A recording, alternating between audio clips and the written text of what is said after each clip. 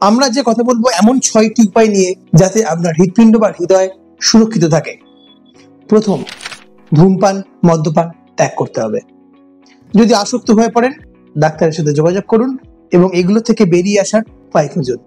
2 নম্বর, হৃৎপিণ্ডের জন্য অপ্রয়োজনীয় খাবার ত্যাগ করতে হবে, যেগুলি খুব ফ্যাটযুক্ত খাবার, যেগুলি প্রচন্ড তৈলাক্ত খাবার, ভাজা খাবার ত্যাগ করতে হবে।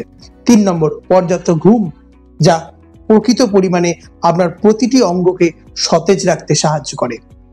4 নম্বর, প্রতিদিন সকালে ঘুম থেকে উঠে 15 মিনিট বা আধ ঘন্টা খুব ভালো হয় যদি শুধু হাঁটেন।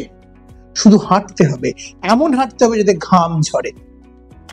5 নম্বর, নিয়মিত পরিমাণে হাসি, বাড়ির লোকেদের সাথে আনন্দ করুন, হাসুন, যেন কোনোভাবে মানসিকভাবে আপনি রোগগ্রস্ত না হয়ে পড়েন, যেটা আপনার হৃৎপিণ্ডের উপর গিয়ে চাপ ক্রিয়েট করে। এবং 6 নম্বর, যেটি খুব খুব গুরুত্বপূর্ণ, আপনি নিয়মিত ডাক্তারের সাথে যোগাযোগ রাখুন, যাতে কোনোভাবে কোনো সমস্যা হলে আপনাকে আমরা সাহায্য করতে পারি।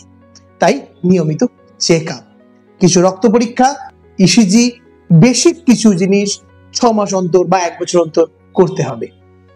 ধন্যবাদ।